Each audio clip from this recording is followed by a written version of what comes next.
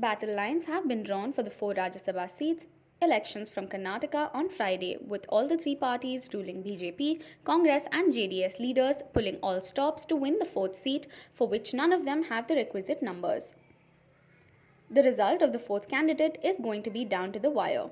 The Congress candidate, Mansoor Ali Khan, KPCC General Secretary, needs 25 votes from other parties for a win. BJP's Leher Singh Siroya and JDS D. Kupendra Reddy need 13 each.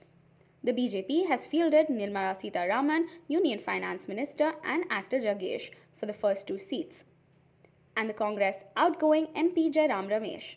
Each candidate need 45 votes to get elected. All parties have issued whips to their MLAs, and each member has to show the ballot paper to the polling agent authorized by the parties before dropping it in the box.